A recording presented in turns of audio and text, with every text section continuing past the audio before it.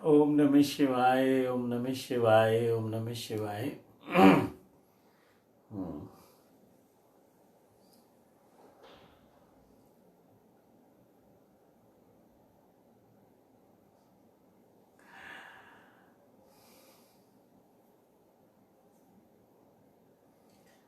ओम नमः शिवाय, ओम नमः शिवाय, ओम नमः शिवाय।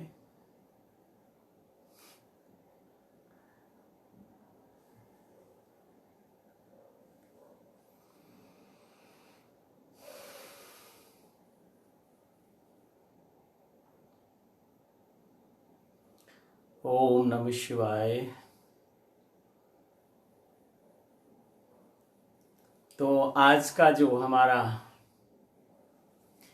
टॉपिक है, चलिए संजेश आपको प्रणाम है। और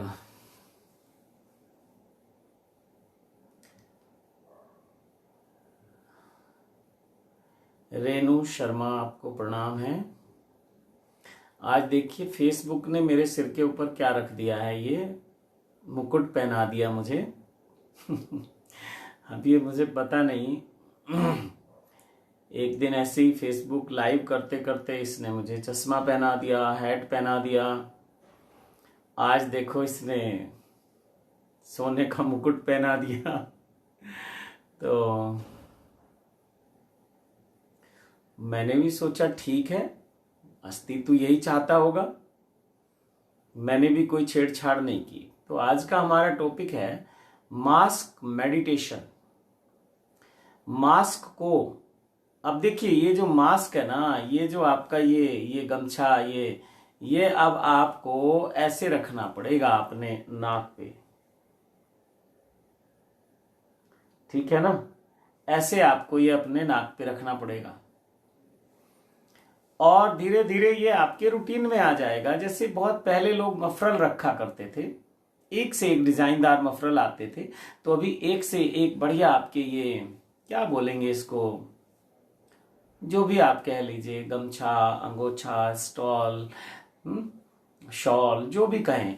तो लेकिन आपको ये नाक पे रखना पड़ेगा। तो इसलिए आज इस मास्क मेडिटेशन पे कुछ बोलना पड़ेगा।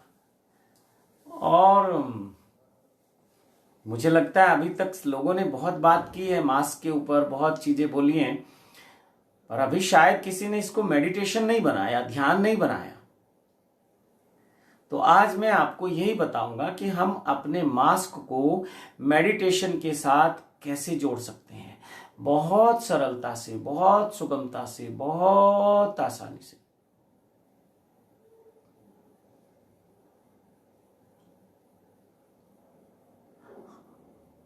आज फेसबुक ने देखिए ये मुझे क्या पहना दिया।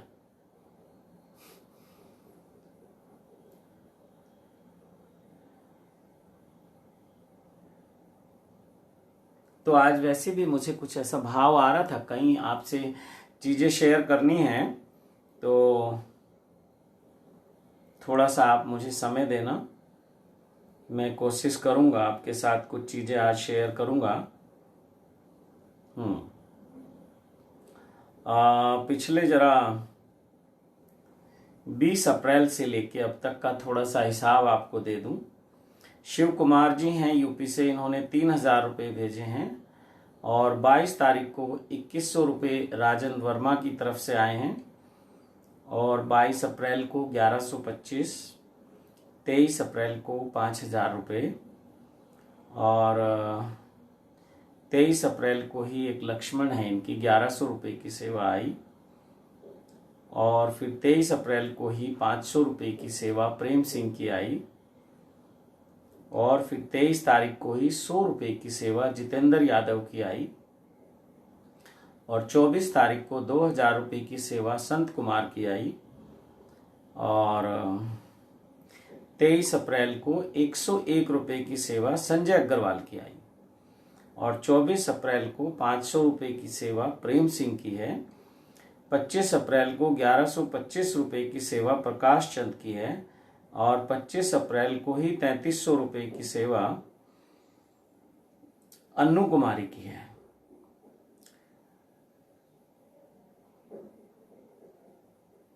और फिर एक 1221 रुपये की सेवा 28 तारीख को राम कुमार यादव जी की है, और 28 तारीख को ही 1125 रुपये इंदौर से संजय अग्रवाल की सेवा है।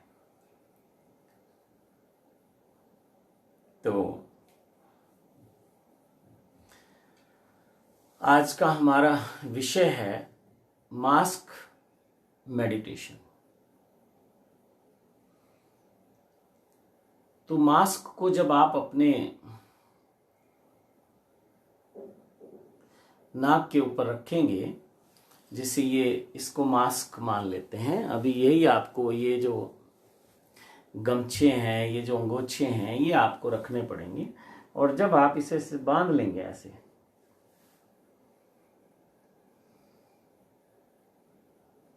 जब आप इसको ऐसे बांध लेंगे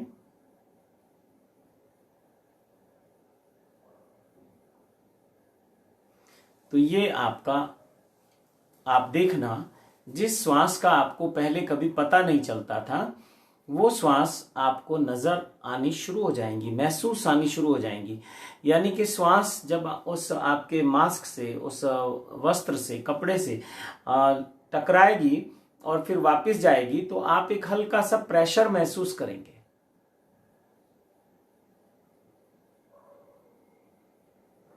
तो उससे श्वास के प्रति, अपनी ब्रीथ के प्रति एक अवेयरनेस बढ़ जाती है। हमें पता चलने लगता है कि हम श्वास ले रहे हैं। और जब आप मास्क लगा के रखेंगे, और ये मास्क इस तरह का हो तो ज्यादा अच्छा है। ये जो एक हम देखिए, ये पूरा एक 1.25 मीटर का ये है, तो इसको ऐसे करके जब आप लगाएंगे अपने चेहरे पे, तो ये बहुत बहुत तरह से आपके काम आता है। ये अगर आप वो बाजार में बिकने वाला एक छोटा सा मास्क ले लेंगे, वो तो कभी उसकी इलास्टिक खराब हो जाएगी, कभी कुछ खराब हो जाएगा, वो थोड़ा अनकंफर्ट लगता है मुझे। आपको जैसा ठीक लगे आप वैसे कर सकते हैं। तो आपको श्वास का पता चलना शुरू होगा, और कुछ लोगों ने इस अनुभव को कर भी लिया होगा। मास्क हटा के श्वास लेना, जैसे बहुत हल्कापन आ जाता है और पता नहीं चलता, श्वास आ रही है, जा रही है, आ रही है, जा रही है, उसका इतना पता नहीं चलता। लेकिन जब आप मास्क लगा लेते हैं तो आपको पता चलता है।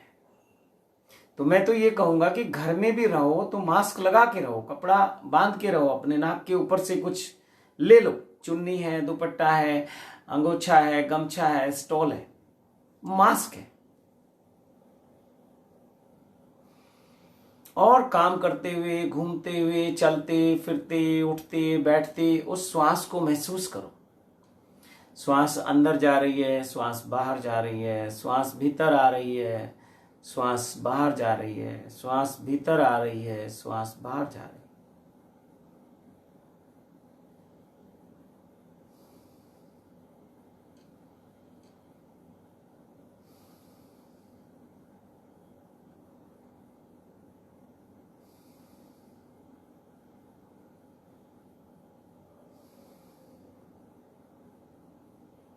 ऐसे।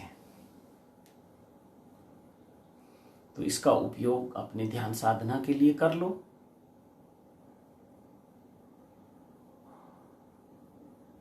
ये समय आपको मास्क तो लगाना ही है। अभी जो भी आपको छूट मिलेगी उसमें मास्क कंपलसरी होने वाला है, और कोरोना काफी समय तक रहने वाला है।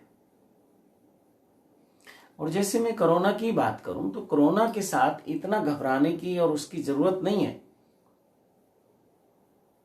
कोरोना जो है और बीमारियों की तरह आपके साथ रहेगा, आपको सावधानी रखनी होगी। जैसे अभी कोरोना क्या है, महामारी की तरह से फैल रहा है और हम इसके प्रति सावधान नहीं है। घबराहट इस बात की है, इसलिए लॉकडाउन और ये सब है, धीरे धीरे खोला जाएगा। देखिए, मलेरिया के ऊपर आज भी हम नजर रखते हैं, आज भी मलेरिया लोगों को होता है, आज भी डेंगू लोगों को हो रहा है। तो अब इनके भी हम लगभग हैबिचुअल हो गए, हमें आदत हो गई इनके साथ रहने की। ध्यान रखते हैं, सावधानी रखते हैं, चेकअप है, टेस्ट है और उसका इलाज है। अभी कोरोना का इलाज नहीं है, इसलिए थोड़ी चिंता है, लेकिन अगर इलाज मिल भी जाएगा तो भी हमें सावधानी रखनी पड़ेगी। और अभी थोड़ा नया नया मामला है और महामारी जैसे फैलने का डर है। संभलने के लिए कुछ है नहीं, इलाज के लिए कुछ है नहीं, केवल और केवल सावधानी है, बचाव है, सुरक्षा है। ये कुछ भी नहीं है, कोरोना कुछ भी नहीं है, घबराए नहीं। अगर आप ऐसी ऐसी बीमारियों को आप लेके जी रहे हैं और आपके समाज में है, लेकिन उसकी कोई ज्यादा बात नहीं करता है उन बीमारियों की। जैसे शुगर को ले लो, हर दूसरे तीसरे आदमी को शुगर है। WHO कह चुका है कि शुगर जो है वर्ल्ड में सबसे ज्यादा अगर कहीं पे किसी देश में लोगों को है तो वो भारत है। तो भारत जो है शुगर की कैपिटल है, वर्ल्ड कैपिटल है। सबसे ज्यादा मरीज भारत में शुगर के हैं और सभी देशों में हैं फिर। लेकिन अब उस पर ज्यादा शोर नहीं मचाया जाता, क्योंकि उसको काबू में करने की, नियंत्रित करने की शुगर की आज तक कोई दवाई नहीं है। नियंत्रण की दवाई है। आपका जो शुगर की प्रॉब्लम है, जो समस्या है, जो पैनक्रिया ने आपके थोड़ा काम करना कम कर दिया, उसका कोई इलाज नहीं है, कोई ऑपरेशन नहीं है, कोई ट्रांसप्लांटेशन नहीं है, यानी कि वो जो अंग बदल देते हैं वो भी नहीं है। तो दवाइयां सिर्फ कंट्रोल है, बाहर से कुछ दवाई आपके शरीर में डाल दी जाती हैं, क्योंकि वो जो आपका पैनक्रियाज है वो शुगर को कंट्रोल नहीं कर पा रहा, तो दवाइयों को शरीर के भीतर डाल देते हैं, वो धीरे धीरे घुल के और मिक्स होके शरीर में पहुंच जाती हैं। फिर भी ऐसा कहते हैं कि उनका दूसरे ढंग से बहुत ज्यादा साइड इफेक्ट है। तो अगर शुगर की बात करने लगे सब मीडिया चैनल और शुगर को लेके हंगामा करने लगे तो इतना तनाव पैदा हो जाएगा कि शुगर वैसे ही होने लगेगी लोगों को नॉर्मली। और जिनका लाइफ स्टाइल अच्छा है, जो हमेशा व्यायाम करते हैं, अपने शरीर का ध्यान रखते हैं, एक अच्छी डाइट लेते हैं और सब आहार विहार निद्रा का ध्यान रखते हैं, तो उनको शुगर कंट्रोल रहती है या होती ही नहीं है। लेकिन देखा जाए तो ये कितनी भयानक बीमारी है, हर दूसरे तीसरे आदमी को है। और WHO कह चुका है कि हर तीसरे आदमी को भारत में शुगर है, हर दूसरे आदमी को टाइप 2 शुगर है, यानी कि कभी भी वो उस कैटेगरी में आ सकता है। जैसे कोरोना की आजकल कैटेगरी बना दी ना, रेड, येलो और ग्रीन। और जो बच्चे पैदा हो रहे हैं या बहुत छोटी उम्र में लोगों को शुगर की बीमारी हो रही है, तो ये कितनी भयानक बीमारी है। लेकिन इसमें क्या है, तुरंत मृत्यु नहीं होती।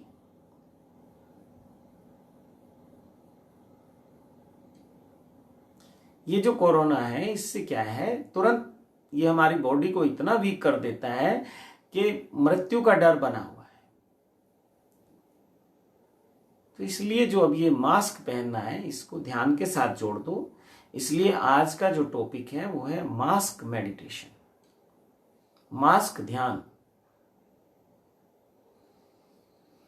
और मास्क लगाते ही आपको आपकी श्वास का पता चलना शुरू हो जाएगा।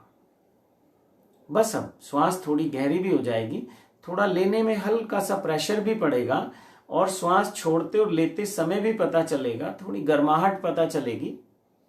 तो उसको ध्यान के साथ जोड़ दो।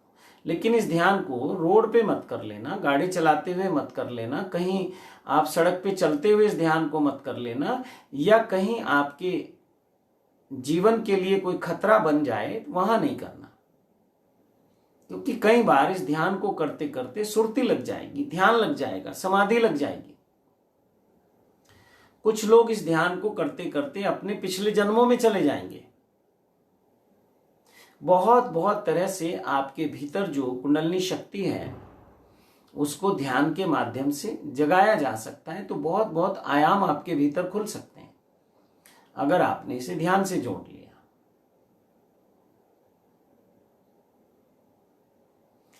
और दूसरा, आपको ज्यादा से ज्यादा प्रकृति के नजदीक रहो और ज्यादा से ज्यादा प्राकृतिक जीवन को जियो, तो उससे इम्यूनिटी बढ़ेगी, आपकी बहुत मजबूत हो जाएगी, बढ़ जाएगी। तो कोरोना से भी सुरक्षा। और मैं कह रहा हूं कि शुगर का, अभी मैंने बात की कि ये कितनी भयानक बीमारी है, धीरे धीरे धीरे आदमी के शरीर को खोखला कर देती है और शरीर के जो मुख्य मुख्य अंग हैं उन सबको ये कमजोर कर देती है, चाहे वो पैनक्रिया हो, चाहे वो हार्ट हो, चाहे वो किडनी हो, चाहे वो लंग्स हो, चाहे वो लीवर हो, पूरी बॉडी के पार्ट्स को ये इफेक्ट करती है, ऑर्गन जो है। और मर रहे हैं लोग, शुगर से मर रहे हैं लोग। लेकिन फिर भी हम हैबिचुअल हो गए, आदत हो गई। तो कोरोना की भी हम आदत हो जाएगी हमें। अब 3 तारीख से खुलेगा। आपकी सुरक्षा की जिम्मेदारी आपके ऊपर होगी। जैसे पहले जो बस में सफर होता था तो वहां लिखा होता था कि सवारी अपने सामान की सुरक्षा खुद करे। किसी का सामान चोरी हो जाए, कुछ हो जाए तो कंडक्टर ड्राइवर जिम्मेदारी नहीं लेते थे। उस बस कंपनी के ओनर मालिक जो है वो जिम्मेदारी नहीं लेते थे, वो जगह जगह लिख देते थे। जैसे बहुत सारे सीरियल हैं, मूवीज हैं, या विवादित कुछ बयान है तो उस पे चैनल और मीडिया के लोग लिख देते हैं डिस्क्लेमेनर। वो कह देते हैं कि इनसे हमारा कोई लेना देना नहीं है।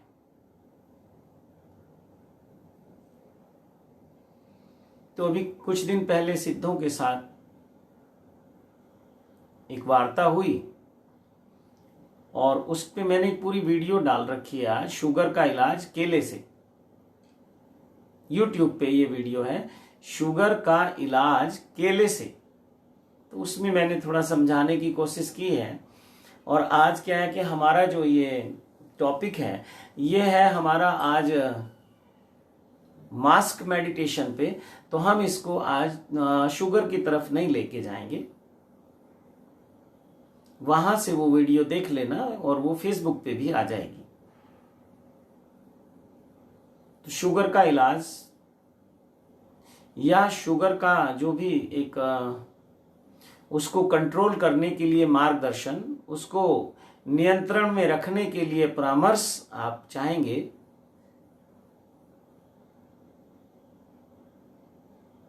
तो शिव कृपा योग कल्याण हर्ब केयर के माध्यम से आपको जानकारी देगा।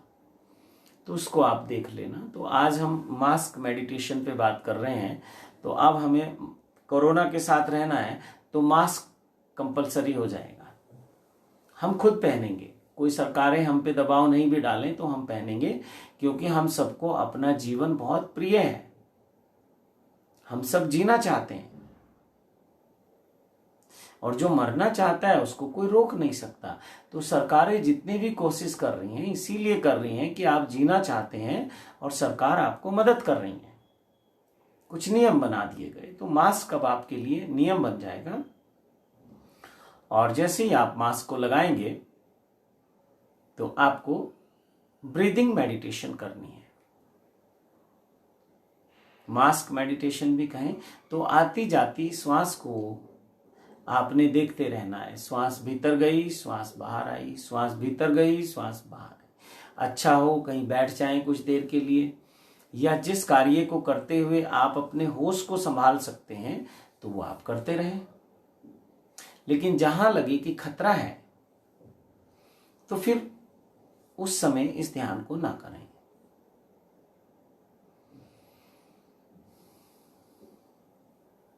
मैं तो कहता हूं जब आप आज जो रात्रि हमारा ध्यान होता है शवासन, तो हालांकि आप अपने रूम में होंगे, अपने बिस्तर में होंगे, मास्क की आवश्यकता नहीं है, लेकिन आप मास्क लगा के ध्यान करना आज शवासन 5 मिनट, 10 मिनट, 15 मिनट, जितना आप कर पाए। या ऐसे हल्का सा एक, बहुत टाइट मत लेना, हल्का सा एक वस्त्र ऐसे अपने उस पर रख लेना और बस ये आपका मास्क मेडिटेशन हो जाएगा।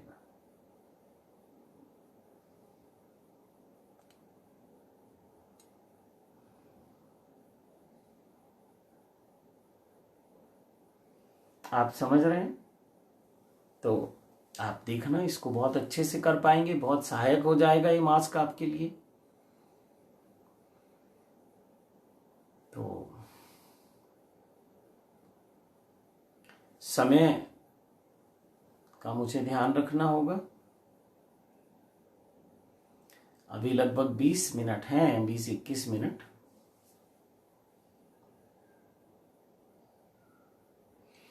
तो जैसे मैंने आपसे कहा था कि आप घर पे रहते हुए, अपने घर पे रहते हुए 3 तरह की सेवाएं तो आराम से कर सकते हैं, ज़्यादा भी कर सकते हैं। जैसे गौ सेवा है तो घर में बहुत सारी फल और सब्जियां, उनके छिलके, बहुत सारा आपका जो फूड का वेस्ट पार्ट है, जिससे चावल बनाते हैं, और अगर उसका वो मांड निकालते हैं, पानी निकालते हैं, तो वो भी गाय के लिए भोजन हो सकता है। आपके घर में जो चावल, दाल, रोटी बच जाए वो गाय का भोजन हो सकता है। वो भैरव जी का भोजन हो सकता है, जिसको आप, जो स्ट्रीट डॉग, गलियों के जो कुत्ते जिन्हें आप कहते हैं, तो भैरव जी का भोजन हो सकता है। पक्षियों के लिए भी वो भोजन हो सकता है। तो ये बहुत आसानी से आप कर सकते हो, कोई अलग से पैसा खर्च करने की आवश्यकता नहीं है, कोई अलग से कोई प्रयास, एफर्ट्स की नीड नहीं है। लेकिन फिर भी ये तो होश की बात है, जो आप वेस्ट करते हो वो किसी का भोजन बन सकता है। लेकिन जब आप अपने लिए दूध लाते हो, 1 लीटर, 2 लीटर, 3 लीटर, जो भी आप लाते हो, तो क्या उसमें से 1 लीटर में से बस 100 ग्राम, 2 लीटर लाते हो तो 200 ग्राम, ये नियम बना लो। ज्यादा कर सको तो कोई बात नहीं। तो बाहर जो भैरव है, जो रात भर जागता है, उसको अर्पित कर दो, ताकि ये दिन भर अब पेट भर के सो जाए। अगर भूखे पेट होगा तो ये चौकीदार दिन भर भटकेगा यहाँ वहां, और रात को भी इसको बहुत बेचैनी रहेगी, तो आपकी दुनिया में आके दुखी रहेगा। तो इस तरह से चौकीदार की सेवा करें। हो सके कोई चौकीदार आपके दरवाजे हो तो 1 रोटी, 2 रोटी, 3, 4, 5, जितनी सामर्थ्य हो आप उसको भरपेट भोजन करा दें। गाय को भरपेट भोजन कराना थोड़ा मुश्किल है, लेकिन अगर संभव है तो आप वो प्लास्टिक के ड्रम आते हैं और उसके 2 हिस्से कर लें या करवा लें। तो एक में अपने घर के बाहर अगर स्थान है तो एक में जल भर के रख दें और एक में गौ माता के लिए चारा डाल दें। अगर आप प्रतिदिन नहीं कर सकते इस कार्य को, तो आप वीकली कर सकते हैं। 7-8 आसपास के मित्र मिलके आपस में कर सकते हैं कि एक दिन हम डालेंगे चारा, एक दिन हम। तो बाजार में पशुओं का चारा मिलता है, ग्रीन ग्रास। और जब ग्रीन ग्रास नहीं होता तो तूड़ी मिलती है, भूसा मिलता है। तो मतलब आप लोग अपने दरवाजे पे या गली में या मोहल्ले में या गांव में वो रख सकते हो। और उसमें जो भी गौ ग्रास निकलता है, कोई गाय के लिए रोटी निकाले, कोई 1 रोटी, कोई उसमें डाल दो। और गांव में, शहरों में जो स्ट्रीट काव हैं, इन्हें हम लोग कहते हैं फक्कड़ काव, साधु काव, मॉन्क काव। ये फक्कड़ काऊ हैं, ये गलियों में ही घूमेंगी, दूध देने आपके घर चली जाएंगी, सब आपका मतलब आपको कहीं दिक्कत नहीं करेंगी। लेकिन इन्हें गलियों में आनंद आता है। लेकिन गलियों में हमने इतना प्रदूषण, प्लास्टिक और गंदगी हम फेंकते हैं, तो जब ये भूखी होती हैं तो ये उनको खा लेती हैं। अभी आज यहां पर कल से अब तक 3, 1 नंदी जी और 2 गाय, उनका शरीर शांत हो गया। और सिम्टम क्या है कि पेट फूल जाता है, पेट उनका बहुत बड़ा हो जाता है और धीरे धीरे वो भोजन छोड़ देते हैं, और भोजन के बाद बस फिर वो धीरे धीरे शांत हो जाते हैं। तो इसका बहुत बड़ा कारण है कि जो आंत के अंदर प्लास्टिक फंस जाती है और वो block block block block block होती चली जाती है, तो फिर वो आगे से ना तो फूड को उधर जाने देती है, और वहीं जो प्रोसेस है फूड का, अब वो गैस वहां से क्रिएट होनी शुरू हो जाती है। तो गैस्ट्रिक होने के बाद उसको फिर वो मृत्यु तक ले जाती है वो गैस। क्योंकि जहां से गैस पास होनी है या स्टूल पास होना है, गोबर निकलना है, वेस्ट पार्ट है, वो पूरा जो मशीन है, वो सिस्टम पूरा ब्रेक डाउन हो जाता है कुछ घंटों के बाद। बहुत सारा जो बॉडी का पार्ट है उसे अपना फंक्शन करने के लिए वो जो भी हमारा एक बॉडी का सिस्टम है, वो आगे मटेरियल नहीं मिलता है उसको कि वो अपना काम कर सके, तो धीरे धीरे धीरे धीरे डेड और ये प्रॉब्लम आ जाती है। तो हालांकि सरकार ने यहाँ उत्तराखंड में प्लास्टिक पे बैन कर दिया है, पर फिर भी हम तो महान हैं, क्योंकि हम भारत के लोग हैं। हम महान हैं, हम अद्वितीय हैं, हम बेजोड़ हैं। हम तो खिलाएंगे जहर, जिसे हम गौ माता कहते हैं, जिसे हम नंदी महादेव कहते हैं, हम तो उन्हें जहर खिलाएंगे, प्लास्टिक खिलाएंगे। तो थोड़ा चिंतन करो इस बात पे। अगर अच्छा लगे तो ये बंद कर दो, गली वली में तो बाहर मत फेंको। और अगर मजबूरी में कुछ प्लास्टिक यूज कर भी रहे हो तो उसको ऐसी जगह ड्रॉप ना करो कि ये गाय माता उसको खाए या कोई और जानवर खाए उसको।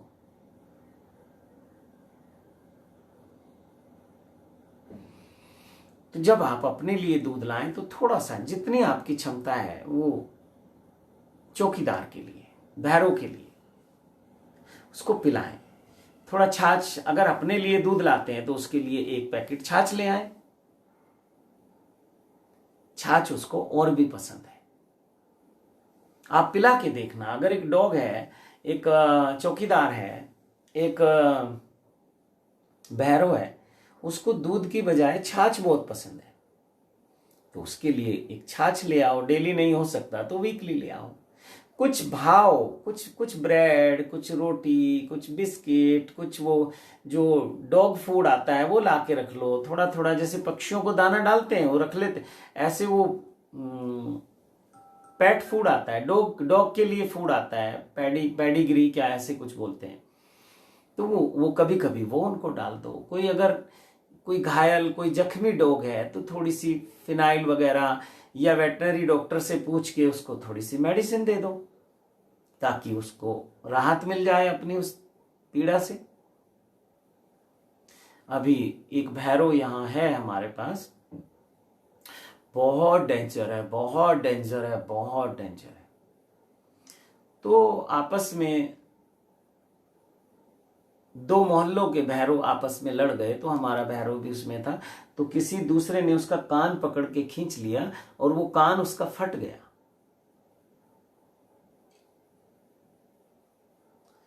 इसलिए जब डॉग लड़ते हैं तो ये कान को पकड़ते हैं। इसलिए देखना, ये बॉडी के किसी और पार्ट पे तो कम अटैक करते हैं, ये कान पकड़ने की कोशिश करते हैं। तो उस कान को बचाने के चक्कर में इनकी फाइटिंग वो फेस टू फेस रहती है। तो लेकिन जब हमने उसको वहां पे दवाई डाली तो पहले दिन तो बहुत गुस्सा हुआ, नाराज हुआ, लेकिन उसको पता चल गया, राहत मिल गई। और फिर वो बड़े प्रेम से, जैसे ऐसे झुका लेता था गर्दन और दवाई डाल देते थे, तो 8-10 दिन में वो फिर से ठीक हो गया। नहीं तो वो जख्म उसके लिए जानलेवा हो सकता था, क्योंकि डॉग की जो जीवा है उसमें जो सलाइवा है, लार है, वो उसकी दवाई है। आपकी जीवा में भी जो लार है वो दवाई है। किसी दिन मैं इस पे बात करूंगा। शरीर पे भी हम बात करना शुरू करेंगे। शरीर स्वस्थ रहेगा तभी हम आध्यात्मिक पथ पे आगे बढ़ सकते हैं। अगर शरीर में बीमारियां आ गई, शरीर पीड़ित हो गया, शरीर कुंठित हो गया, तो फिर मुश्किल हो जाता है यात्रा करना। और पहला सुख निरोगी काया। तो इसकी बात भी अब हम करेंगे। तो हमारी जीवा में भी अमृत होता है। वो जो लार हम बोलते हैं, सलाइवा बोलते हैं, वही हमारे पूरे सिस्टम को लुब्रिकेंट का काम करता है। अमृत है वो, सबकी जीवा से स्त्रावित होता है। वो अमृत है, वो डिवाइन टेस्ट है, वो दिव्य स्वाद है। उसका अपना एक स्वाद है। कभी कभी जरा उसका चटकारा लो, देखो ऐसे करके चटकारा लो उस स्वाद का। कभी बात करेंगे उस पर। 100 रोगों की एक दवाई है ये। कुछ लोग इस अपने बासी थूक को आंखों में डालते हैं, कुछ लोग जख्म पे लगा लेते हैं, कुछ लोग फेस पे लगा लेते हैं। बहुत तरह से इसका उपयोग है, बहुत तरह से इसका उपयोग है। तो डॉग अगर जीभ उसकी वहां पहुंच जाए तो फिर उसको कोई दवाई नहीं भी डालोगे वो ठीक हो जाता है। लेकिन कान के ऊपर या सिर के ऊपर जीभ उसकी नहीं जाती, गर्दन के ऊपर नहीं जाती, ये जो मस्तिष्क वाला पार्ट है।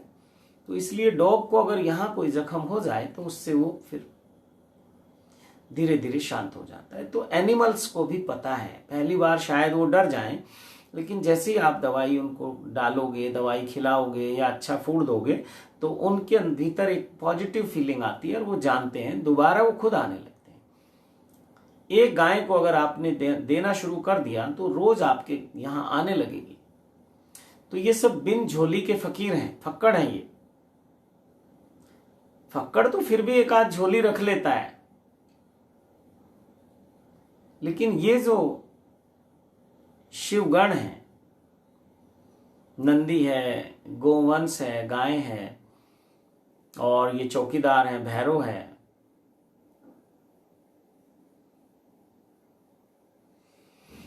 और ये जो दूर देश से आपके पैगाम लाते और वहां पहुंचाते हैं, ये पक्षी हैं। तो इनके लिए थोड़ा सा सोचा करो, थोड़ा सा। जब अपने लिए 10 किलो आटा लाते हो तो 10 मुट्ठी इनके लिए भी गेहूं ले आओ। 10 बंद अपने भोजन में। अगर आपके यहां 10 किलो राशन लगता है तो 1 किलो राशन गाय के लिए, भैरों के लिए, पक्षियों के लिए। नियम बना लो। अगर 20 किलो राशन लगता है तो 2 किलो राशन इनके लिए। आपके यहां कुछ कमी नहीं आएगी, लिख लो, और अगर आ जाए तो मुझसे ले लेना। ईमानदारी से बता देना कि गाय को रोटी दी, कुत्ते को, भैरों को हमने रोटी दी, पक्षियों को दाना दिया, और हमारे यहां तो राशन कम हो गया, हमारे यहां तो पैसा कम हो गया, हमारे यहां तो दिक्कतें बढ़ गई।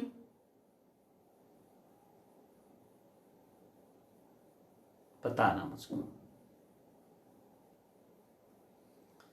मैं इंतजार करूंगा।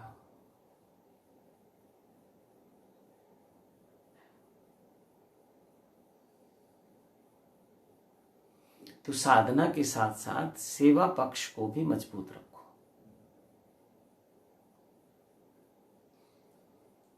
एक नेक कार्य प्रतिदिन करो और धीरे धीरे ये बढ़ने चाहिए। फिर रात को जब अपने जीवन की किताब में लिखो कि आज मैंने क्या किया, तो फिर गिनती के 1-2 कार्य ऐसे हों कि जो मैं नहीं करना चाहता था फिर भी हो गए, उनको भी ठीक करो। ये फिर तैयारी है, ऐसे तैयारी होगी अध्यात्म की। अपने कार्यों को, अपने विचारों को, अपनी वाणी को सत्यम शिवम सुंदरम से भर दो। वो सत्यम शिवम सुंदरम, उस शिव पे जल चढ़ा दो अपने कर्मों के द्वारा। अपने कर्मों को अच्छा कर लो, किसी को सताना नहीं। कबीर साहब ने कहा है कि कबीरा आप ठगाए सुख होत है। अगर कोई हमें ठग लेता है तो हमें खुशी होती है, चलो इसकी इच्छा भी पूरी हुई।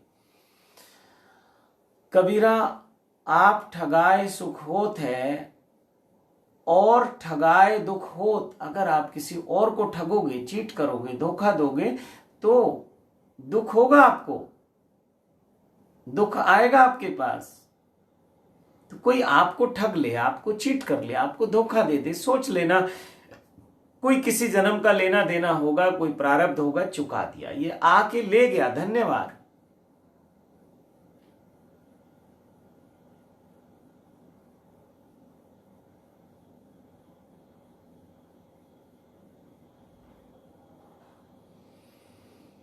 तो किसी को चीट नहीं करना है। तीनों तल पे, मन से, वचन से और कर्म से, यानी कि जो हमारे शरीर के द्वारा किए जाने वाले कार्य हैं और जो हमारे विचार हैं और जो हमारी वाणी है, उसको पवित्र पवित्र पवित्र करते जाइए। लोग कहते हैं वाक सिद्धि करनी है। हमारे शिव कृपा योग में कई साधकों को वाक सिद्धि प्राप्त है। वो जो कह देते हैं वो हो जाता है। नाम लूंगा तो लोग उनके पीछे पड़ जाएंगे, उनकी साधना में व्यवधान आ जाएगा।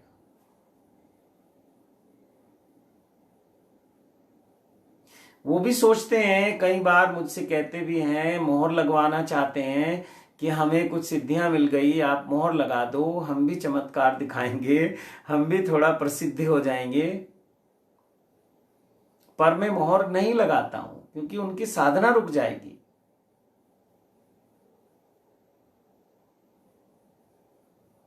अगर बच्चे को खिलौने देने हैं तो बच्चे से छुड़वाने भी हैं, और किस उम्र में कौन सा खिलौना देना है, कब क्या देना है, ये गुरु जानता है।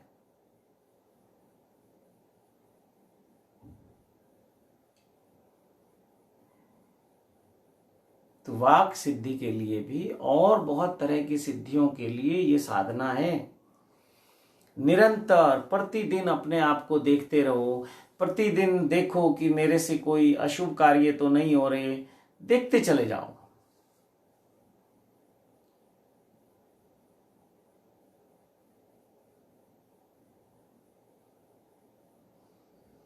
निरंतर देखो, अपने जीवन की किताब को पढ़ो।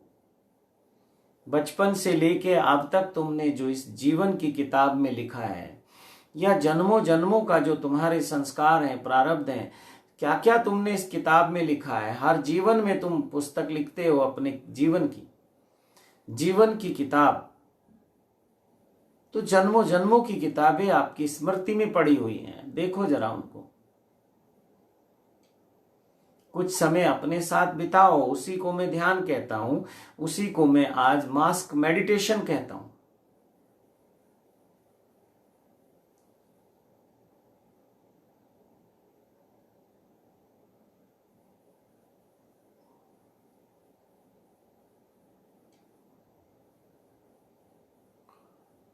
और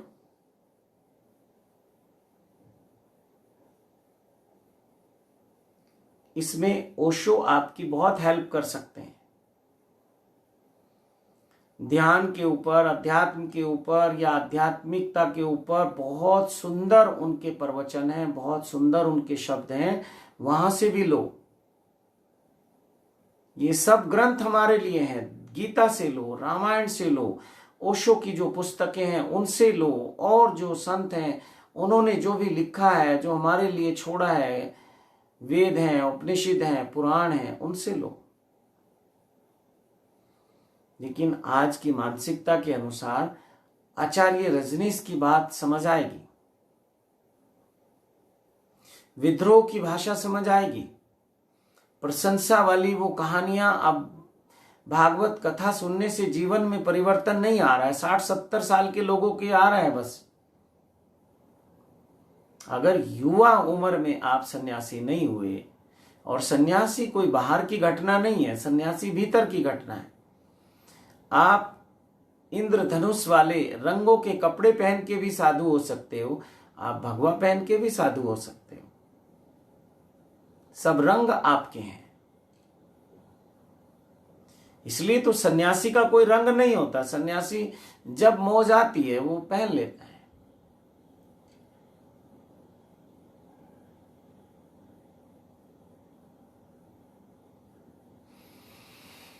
तो आचार्य रजनीश ओशो, भगवान श्री रजनीश आज के इस युग में बहुत उपयोगी हैं, बहुत बहुत प्रभावशाली हैं।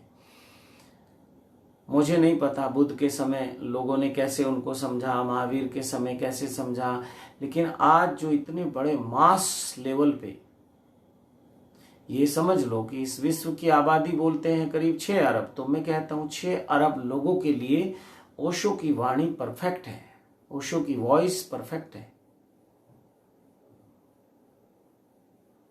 पूरे वर्ल्ड को अध्यात्म के मार्ग पे ले जाने के लिए बहुत सुंदर पाथ उन्होंने बना दिया। लेकिन भटकने के बहुत बहुत चांस हैं, बहुत चांस हैं। ओशो जगत में 99.9% लोग भटके हुए हैं, भटक गए। तो इसलिए बहुत सावधानी की जरूरत है। इसलिए ओशो ने बार बार कहा जीवित गुरु, जीवित गुरु, जीवित गुरु चाहिए। और जो ओशो के मिशन से जुड़ गए उनके पास जीवित गुरु कोई नहीं है। और जिन आचार्यों से वहां वो दीक्षा ले लेते हैं, तो सन्यासी तो अपने को कहने लगते हैं कि हम तो ओशो के सन्यासी हैं, लेकिन गुरु उसको भी नहीं मानते, वो जिससे दीक्षा ले लेते हैं, और वो भी उनके जैसा ही है, वो है नहीं, पर वो ओशो बहुत परे की चीज है। जहां आपकी सोच खत्म होती है वहां ओशो की सोच शुरू होती है। तो उन्होंने कहा तुम्हें गुरु बनने का शौक है, बन जाओ, दो मेरी माला। कोई मंत्र मंत्र वहां है नहीं, बस माला गले में डाल देते हैं, तो कोई भी डाल देगा, तुम खुद भी डाल सकते हो। और अच्छा हो कि तुम किसी जीवित गुरु की माला अपने गले में डालो, और अगर कोई ना मिले तो अपनी माला डाल लो, और नहीं तो भोलेनाथ की माला डाल लो। विश्व गुरु, जगत गुरु, ब्रह्मांड गुरु शिव।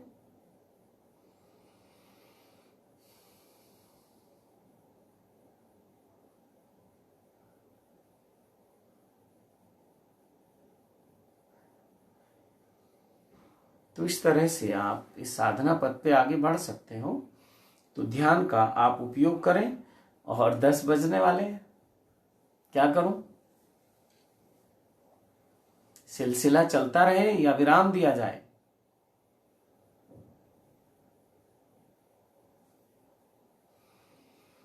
तो आप मास्क मेडिटेशन शुरू कर दो। आपके शरीर के द्वारा जितनी भी क्रियाएं, जितने भी कार्य होते हैं, वो सब ध्यान बन सकते हैं। ध्यान की कुछ क्रियाएं आप सीख लो या उन्हें कर लो, उनसे बंध जाओ, तो वो ध्यान नहीं है। फिर बंध गए आप उन बेड़ियों से, ध्यान की विधियों से। सब कुछ ध्यान है, जो आप कर सकते हो वो ध्यान है। शरीर के तल पे, मन के तल पे,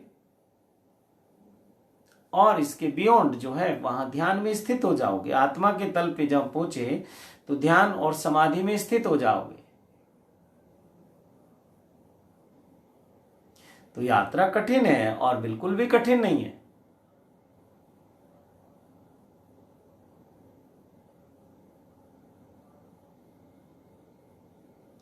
तो ये थोड़ा अपने सेवा पक्ष को मजबूत करो, साधना के साथ साथ, मेडिटेशन के साथ साथ।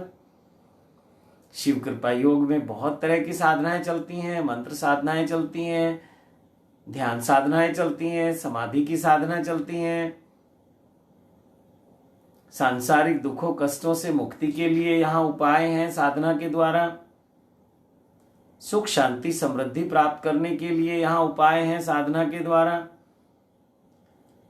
सत्यम शिवम सुंदरम के मार्ग पे चलने के लिए यहाँ साधनाएं हैं। मेरे महादेव का साक्षात्कार के लिए यहाँ साधनाएं हैं, और अपने स्वयं के साक्षात्कार के लिए साधनाएं हैं। तो शिव कृपा योग एक ऐसी परंपरा है कि यहां से जो आपके मतलब का है उसको ले लेना, और हर कार्य को करने की कोशिश मत करना कि आप ध्यान भी कर लो, आप मंत्र साधना भी कर लो, आप रात वाली साधना भी कर लो, आप वो अनुष्ठान भी कर लो जो बताए जाते हैं। तो अलग अलग, सबके लिए अलग है। तो अच्छा हो कि अभी लॉकडाउन खुले और हम लोग कुछ जो भी एक डिस्टेंस मेंटेन करते हुए सरकार के, प्रशासन के नियमों के अंदर आपस में मिलजुल कर एक दूसरे को कैसे सहायता कर सकते हैं, कैसे मार्गदर्शन कर सकते हैं। तो ये फोन के द्वारा भी संभव है, लेकिन फोन वो लोग जो सदस्य हैं और साधना कर रहे हैं तो बार बार कोशिश ना करें, क्योंकि फोन पे बात करना अब थोड़ा मेरे लिए साधना में व्यवधान हो रहा है। तो आप जब भी कहते हो कि हमें बात करनी है, इसका मतलब आप मेरी साधना में कुछ विघन डालने वाले हो। तो अच्छा हो कि आप जो वीडियो हैं उन्हीं के माध्यम से सीखें, साधना करें। कुछ समझ ना आए तो जो हमारा सूचना केंद्र है, इंफॉर्मेशन सेंटर है, वहां कॉल कर लें। उसी के नंबर वीडियो में होते हैं, दोनों नंबर। मेरे को अगर आप, बहुत लोग सीधे फोन करते हैं तो समझ लो बहुत बहुत बड़ा आपके लिए पाप हो जाता है, अशुभ कर्म हो जाता है। साधना आप खंडित कर देते हैं, साधना में व्यवधान डाल देते हैं। तो हमारे बहुत सारे जो साधक हैं बहुत समझदार हैं, जैसे राम कुमार यादव जी हैं, अखिलेश यादव जी हैं, बहुत लोग हैं। कुछ लोगों को तो मिशन के कुछ कार्य सौंपे हुए हैं, तो उनसे बात होती है, दिन में 1-2 बार जरूर बात होती है, कोई ना कोई किसी कार्य को लेके लगभग प्रतिदिन बात हो जाती है। लेकिन जो लोग अभी सब लगभग जो नए नए साधक होते हैं वो थोड़ा ज़्यादा तंग करते हैं, और उन्हें ज़रा ज़्यादा जल्दी होती है, वो चमत्कार चाहते हैं जल्दी से, तो बाकी सब साधक नहीं करते बात। अच्छी बात है। तो आप मुझे पता है कि मेरे साधक हो, मेरे बाधक नहीं हो आप, तो कोशिश करें कि अगर मुझसे बिना बात किए हुए काम चल जाए, और अगर नहीं चले तो आ जाओ, फिर आमने सामने बैठ के बात करेंगे, तुम्हें भी कुछ तृप्ति हो जाएगी और मुझे भी तुम्हारे बारे में बहुत कुछ पता चल जाएगा। तो ये सिस्टम, फोन पे बहुत रूखी सूखी बातें होती हैं, और कई बार व्यवधान होता है, तो फिर वो मेरी वाणी से पता चलता है आपको। फिर आप कहते हो गुरुजी गुस्सा हो गए। मैं गुस्सा नहीं होता हूं, ये मेरा प्यार है आपके लिए। तो आपकी साधना का समय हो रहा है, बहुत प्रेम से साधना करो। गिनती मत सोचो कि आज इतनी माला हो गई, आज इतनी हो गई, आज इतनी हो गई, जल्दी से कर डालें। जब लोगों को मैं साधना देता हूं, वो बस भागने लगते हैं कि जल्दी से करो, 11 दिन में, 21 दिन में कर लो, रात दिन एक कर देते हैं, कुछ नहीं होगा उससे। साधना को बहुत प्रेम से करो, बहुत आनंद से करो। ये जो 10 माला की साधना है, ये तो एक संकल्प मजबूत करने के लिए है। 21 दिन की है अभी ये साधना, तो 21 दिन के बाद भी अगर कोई इसको शुरू रखना चाहते हैं तो रखें, फिर इस मंत्र को 1.25 लाख कर दें, और जितनी माला आपको प्रेम से आनंद से कर सकते हो, 1, 2, 3, 4, 21 दिन के बाद उतनी करें, 5 करें, 10 करें।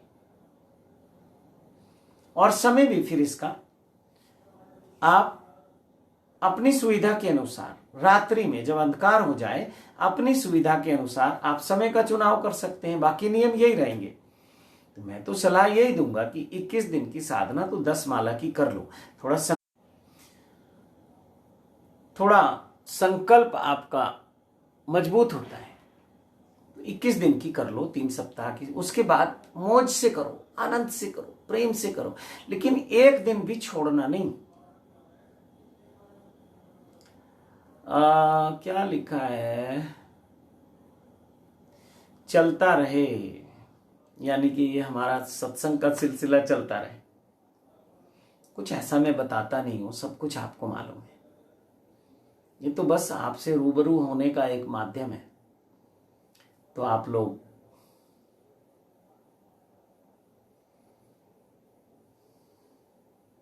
जो भी साधक ये साधना कर रहे हैं 21 दिन वाली, अब ये चाहे तो इसको 1.25 लाख करें इस मंत्र को। बाद में फिर आपकी खुशी है, आप 10 कर रहे हैं, 10 से ज्यादा करें, कम करें, लेकिन एक दिन भी छोड़ना नहीं, बस ये नियम है। नेटवर्क जो है बार बार जा रहा है, तो इसलिए मैं अब अपनी वाणी को विराम दूंगा, और वाणी को विराम देने के साथ साथ मैं आप सबको बहुत बहुत शुभकामनाएं दूंगा। कभी भी ये नेटवर्क जो है अभी जा सकता है। शायद आज का जो मेरे हिस्से का डाटा था वो फिनिश हो गया है, बार बार ब्रेक आ रहा है बीच में। तो आप सबको बहुत बहुत प्रणाम करता हूँ, शुभकामनाएं देता हूँ, और मेरे महादेव के, महादेवी के, सभी देव शक्तियों के, सिद्धों के, सिद्ध संतों के, सिद्ध गुरुओं के, ब्रह्मांड में उपस्थित सभी देव शक्तियों के कोटि कोटि आशीर्वाद आपको देता हूं, कोटि कोटि प्रणाम आपको करता हूं। सत्यम शिवम सुंदरम के मार्ग पे चलने के लिए आपका आह्वान करता हूं। सुख, शांति, समृद्धि, ऐश्वर्य, रिद्धि, सिद्धि, धन, ध्यान, ज्ञान, समाधि और शिव साक्षात्कार प्राप्त करने के लिए आपको इनवाइट करता हूं, निमंत्रण देता हूं। ओम नमः शिवाय, ओम नमः शिवाय, ओम नमः शिवाय।